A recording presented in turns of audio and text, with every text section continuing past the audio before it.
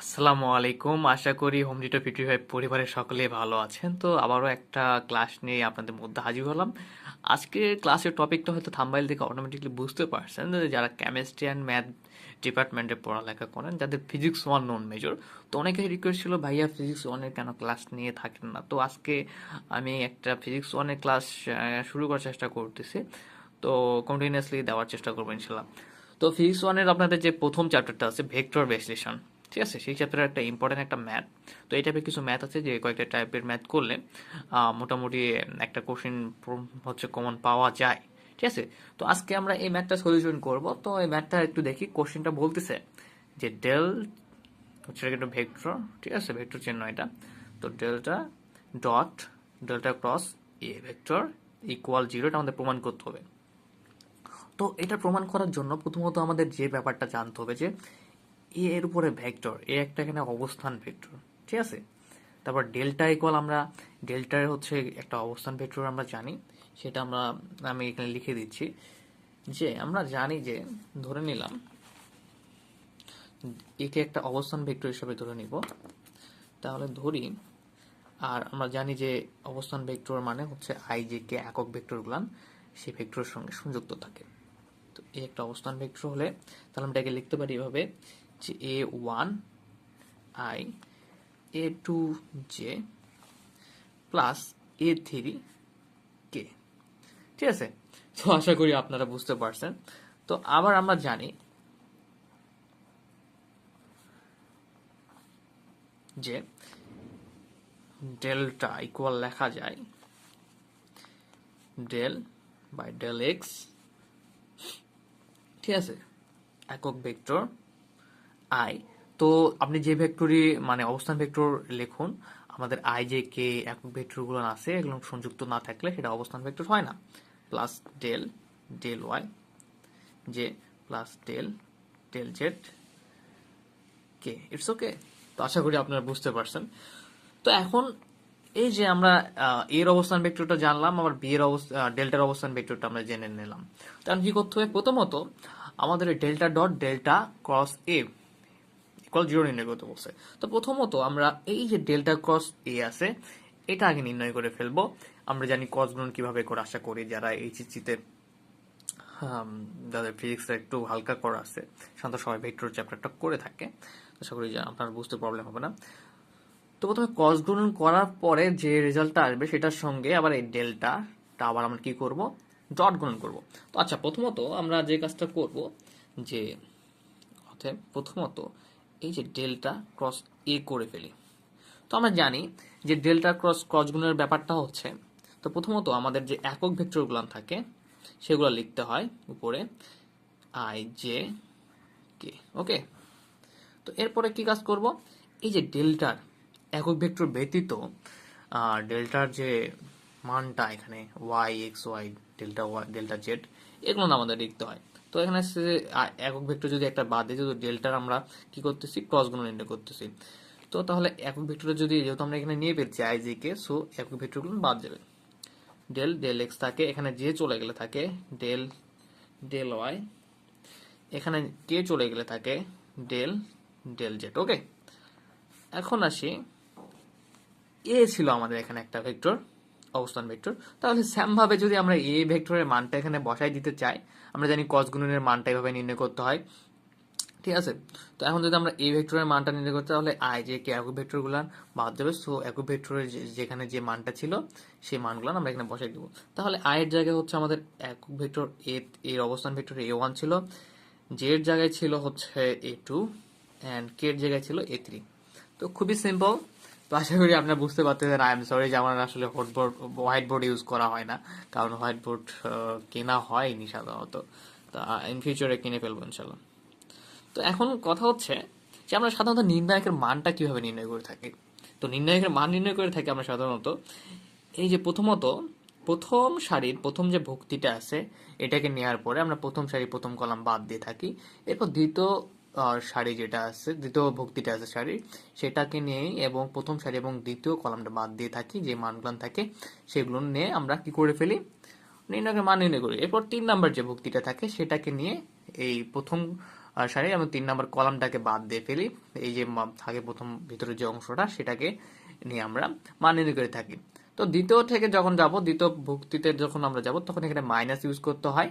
ঠিক আছে, যেহেতু প্রথম সারি আর দ্বিতীয় কলাম যোগ করে ফেলা, দেখো 2 + 1 যেটা হচ্ছে 3 বিজোড় সংখ্যা। ঠিক আছে, সো আমরা এখানে একটা মাইনাস ইউজ করে থাকি, কিন্তু এখানে প্রথম কলাম প্রথম সারি 1 + 1 হচ্ছে 2, এখানে প্রথম সারি তৃতীয় কলাম 3 + 1 4, সো বিজোড়, আমরা এই ভুক্তির সামনে প্লাস ইউজ করে থাকবো। তো আমার ব্যাপারটাকে আমি একটু ফিউচারটা আলোচনা করে নিই, যাতে ম্যাথ করতে গেলে আর আমাদের প্রবলেম না ফেস না হয়। তো এরপর কি করব আমরা, সাধারণত যদি এই সারি এই কলাম নিয়ে থাকি আই ভুক্তি, তারপর কি করতে হয়, এই কোনাকুটি গুণ করতে হয়। ঠিক আছে, করে মাইনাস, সূত্রের মাইনাস, এরপর আবার এই কোনাকাটি গুণন। তো আমরা সেই কাজটাই করবো। প্রথমত আমাদের যে ভুক্তিটা এখানে আছে, একক ভেক্টর আই নিলাম প্রথম সারি প্রথম কলাম থেকে। তো যেহেতু 1 + 1 পজিটিভ, প্রথম সারি প্রথম কলাম যোগ করলে 1 + 1, সো আমরা এখানে পজিটিভ একটা প্লাস যেটা দিতে হয় না। তো আচ্ছা, এখন আমরা কি করব, এই এটা যদি বাদ দিয়ে ফেলি তাহলে থাকে এই চারটা। তো প্রথমে কোনাকাটি গুণ করতে হয় এদিকে, এরপর কি করতে হয় মাইনাস কোনাকাটি গুণন এদিকে। তো এই দুইটা গুণ করলে কি হয়ে যাবে, ডেল্টা ওয়াই। A3 যদি গুণ করে ফেলি তাহলে এই ডেল্টার সঙ্গে একটা আমাদের এখানে A3 চলে আসবে। ওকে, এরপরে কি আছে, সূত্রের মাইনাস, এখন এইটা গুণ করে ফেলি, তাহলে A2 যদি এটার সঙ্গে গুণ হয়ে যায় তাহলে কি হবে, ডেল্টা এই A2 বাই ডেল্টা জেড ছিল। ওকে, তো এখন বাকিটাও সেম ভাবে। এখন আমরা কি করব, প্রথম সারি এখন দ্বিতীয় কলাম নিব। তো প্রথম সারি 1, দ্বিতীয় কলাম 2, 2 + 1 3। সো যারা একটু জানো না তাদের জন্য বেশি ক্লিয়ার করে দিচ্ছি। 2 + 1 3, 3 মানে হচ্ছে এই যে ভুক্তিটা যেটা আছে এটাকে যদি আমরা নিয়ে থাকি তাহলে কি হবে, বিজোড় যেহেতু, সো মাইনাস হয়ে যাবে।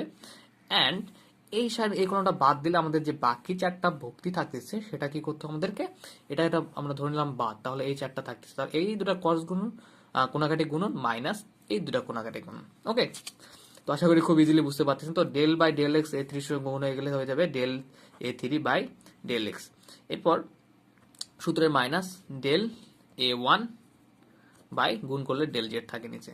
ওকে, এখন আমরা আবার 3 নাম্বার ভুক্তি যেটা, সেটা হচ্ছে নেওয়ার চেষ্টা করবো। 3 নাম্বার ভুক্তি হচ্ছে কেটা হচ্ছে আমাদের কি, এখানে পজিটিভ, কারণ 1 নাম্বার সারি আর কলামটা হচ্ছে 3 নাম্বার কলামে আছে কে ভুক্তিটা, সো 4 পজিটিভ, পজিটিভ নিয়ে নিলাম চিহ্ন। অ্যান্ড নেক্সট হচ্ছে আমরা যে কাজটা করব, এই সারি এই কলাম বাদ দিলে এই চারটা থাকে, তো কোনাকাটি গুণন মাইনাস কোনাকাটি গুণন। ওকে, এখানে আমাদের কে ছিল, তাহলে এই এই গুণন, এটা বাদ দিলে এটা থাকে, তাহলে এটা গুণ করলে ডেল A2 বা হচ্ছে ডেল এক্স। আমার একটু লেখাটা খারাপ, সো দুঃখিত আপনি একটু। তো এই দিকে গুণ করলে আবার ডেল A1 হ্যান্ড হচ্ছে ডেল ওয়াই। ওকে, তো আশা করি আপনারা বুঝতে পারছেন খুব ইজিলি। আর নির্ণয় মান মোটামুটি সকলেই নির্ণয় করতে জানে, কিন্তু যারা জানে না একদমই তাদের জন্য একটু ক্লিয়ার করে দিলাম। তো এখন আমরা একটু যে কাজটা করব, যে আমরা তো ক্রস গুণনের মানটা পেয়ে গেলাম, আমাদের কি লাগবে, এই ডেল ডট করতে হবে। তো ক্রসের সঙ্গে এই ডটটা করে ফেলি, তাহলে আমাদের জিরো চলে আসবে ইনশাল্লাহ, তাহলে আমার প্রমাণিত হয়ে যাবে। তো এখন আমরা ডেল ডট করব। লেফট হ্যান্ড সাইড ছিল আমাদের কি, লেফট হ্যান্ড সাইড যে ডেল ক্রস এ, তাই না, এমনই তো ছিল। তো আমরা ডেলের যে অবস্থান ভেক্টরটা জানি সেটা লিখে ফেলি, যে del x i plus del Y J plus del Z কে। ওকে, এরপরে কি করতে হবে, ডট। তো এইটার মানটা আমরা বের করে নিলাম, এই তো এখানে। তো এই মানটা এখানে বসাই দিই। তো এটা যেহেতু ডট অবস্থায় আছে, সো এইভাবে দিলাম, এখানে এই মানটা জাস্ট বসে দিচ্ছি, আই একক ভেক্টর ডেল A3 বাই হচ্ছে ডেল ওয়াই, এরপর হচ্ছে আমাদের মাইনাস যেটা আছে শুধু জাস্ট তুলে ফেলতেছি, del A2 del Z minus J del A3 del X minus. তো আমার এটা একটা ছোট একটা কোর্স করানোর চিন্তা ভাবনা আছে, দেখি ইন ফিউচারে কি হয়। ক্লাস নিয়মিত দিতে দিতে দেখি, যদি পরবর্তীতে যদি একটা কোর্স করাইতে পারি তাহলে আপনাদের জন্য বেটার হবে, অনেক স্বল্প মূল্যে। Del A2 del X minus del A1 del Y. তো আপনারা বুঝতে পারলেন জাস্ট আমরা কি করলাম, এই যে এখানে লাইনটা ছিল এই লাইনটা, এটা এই মানটা এখানে বসাই দিছি। ওকে, তো এখন অপর পেজে কি করবে একটু আমি বলি। আপনারা হয়তো জানেন যে একক ভেক্টর ডট গুণনের ক্ষেত্রে আই ডট আই হলে হয়ে যায় 1, বা আই এখন আই ডটের সঙ্গে যদি জে থাকে সেক্ষেত্রে হয়ে যায় কি 0, আই ডট ইন্টু কে যদি হয় সেই ক্ষেত্রে কি হয় 0 হয়। তো একটু খেয়াল করুন এই তিনটা মান কিন্তু এটার সঙ্গে কি অবস্থায় গুণ অবস্থায় আছে। তো আমরা গুণ করার ক্ষেত্রে জানি প্রথম যে পদটা থাকে সেটা পরবর্তী যার সঙ্গে গুণ হচ্ছে ব্র্যাকেটের পরে সে প্রত্যেকটার সঙ্গে কি অবস্থায় গুণ অবস্থায় গুণ করে ফেলতে হয়। তো এটা যদি আমরা এটার সঙ্গে গুণ করি দেখো তাহলে আই ডট আই কিন্তু চলে আসবে, তাই না? এটার সঙ্গে তো এটা গুণ অবস্থায় থাকবে, এর সঙ্গে আই ডট আই চলে আসবে। তো আমরা জানি আই ডট আই এর মান 1, সো আমরা আই ডট আই আর লিখতে হচ্ছে না পরবর্তী পেজে। কিন্তু এটার সঙ্গে যদি পরবর্তীগুলো গুণ করে ফেলে দেখো আই ডট জে আসবে কিন্তু গুণ করলে, তাই না? যদি এই দুটা গুণ করে ফেলি আমরা তাহলে আই ডট জয়ের মান কি 0, তাহলে আমাদের পুরার মানটা 0 আসবে। আবার এটার সঙ্গে যদি আমরা 3 নাম্বারটা 0 আমাদের গুণ করে ফেলি তাহলে এখানে কিন্তু আই আছে এখানে কে আছে, তাহলে গুণ করলে দেখা যাবে যে অটোমেটিকলি আই ডট কে চলে আসবে। আই ডট কে এর মানটা আমাদের কি 0 জানি আমরা। তো তাহলে আমরা শুধু যদি এই যে যার সঙ্গে যার মিল, এই যে আয়ের সঙ্গে আয়ের মিল এই অংশটা আমরা কি পাচ্ছি নিতে, জে এর সঙ্গে জে এর মিল যেখানে আছে, কারণ জে ডট জে করলে হচ্ছে কি আমাদের যদি ডট ডন 1 আসে, তো তার মানে এটা নিলেই হচ্ছে, বাকি দুইটা 0 হবে। কে এর ক্ষেত্রে আবার শুধু কে ছাড়া বাকি দুইটা কি 0 হবে, কারণ k dot i k dot j 0 হয়। তাহলে আমাদের কে কে যেখানে আছে আর জে জে যেখানে আছে আই আই যেখানে আছে সেই মানগুলা নিয়ে গুণ করে চেষ্টা করব। তাহলে এটার সঙ্গে প্রথমে তো এটা গুণ করব, আমি আপনাদের অপর পেজে হচ্ছে ডিরেক্টলি লিখে ফেলবো এখান থেকে, যেহেতু অপর পেজে দেখা সম্ভব না। তারপর জে এর সঙ্গে যেটা মান মিল আছে এটা গুণন এটা করব, এরপর কে এর সঙ্গে যেটা আছে কে গুণন এটা করব, কারণ বাকিগুলো গুণ করতেছি না, কারণ বাকিগুলো তো 0ই মান আসবে। ওকে, আমি একটু হয়তো অনেকে বোরিং হতে পারে, আমি একটু ডিটেলস বোঝানোর চেষ্টা করি, তো এই জন্য ক্লাসটা একটু লেট হয়ে যায়। আচ্ছা, তাহলে অপর পেজে আমরা কি করব, যেহেতু ডেল ডেল এক্স এর সঙ্গে একটা আই ছিল, ঠিক আছে, আর অপর পাশে ছিল কি del A I del A three del Y minus del A two by del Z. তো এই দুটো গুণ করলে আই ডট আই চলে আসে, আই ডট আই মান 1, so del by del x equal লেখা যায় into del A three by হচ্ছে del Y minus del A two by হচ্ছে ডেল জেড। আশা করি বুঝতে পারছো। তো এরপরে আমাদের মাইনাস ছিল, মাইনাস কি ছিল, ডেল ডেল ওয়াই, একটু দেখাচ্ছি এই পেজে, del by del Y J ছিল, তাই না? তো এটা এখন যদি আমরা এর সঙ্গে গুণ করি তাহলে কি জে ডট আই মানে 0 হবে, কিন্তু এই জে যেখানে আছে সেম জিনিস, জে ডট জে 1 হবে, সো এটা আমরা গুণ করে ফেলি ডেল বাই ডেল ওয়াই, এটার সঙ্গে গুণ করলে থাকে একটা মাইনাস আর ডেল বাই ডেল ওয়াই, আর এটা থাকবে যেহেতু এই দুটোর মান তো 1 গুণ করলে, তাহলে আমাদের এখানে থাকছে ওটা প্লাস, আসলে পাশে ছিল। এরপর এটার সামনে কি ছিল, ডেল এ থ্রি ডেল এক্স এর সামনে মাইনাস ছিল, মাইনাস দিলাম। এরপরে মাইনাস ছিল হচ্ছে আমাদের যে মানটা সেটা লিখে ফেলি, del A one by del two, sorry del A one by del Z, del A one by del Z লিখে ফেললাম। তো বুঝতে পারলেন কেন এখানে আই জেটা থাকলো না, কারণ আই জে ডট জে 1 হয়ে গেল। এরপরটা আবার প্লাস কে ছিল, এখানে ডেল ডেল এর সঙ্গে যে একক অবস্থান ভেক্টরটা কে ছিল, তো কে ডট কে ওই পাশে আছে 3 নাম্বারটা, ওটা ইকুয়াল 1 হয়ে যাবে। তো তাহলে del by del Z equal del A one by হচ্ছে ডেল এক্স, তো 1 হয়ে গেলে যেটা থাকে শুধু এইটুকু অংশটা থাকে শুধু লিখে দিচ্ছি।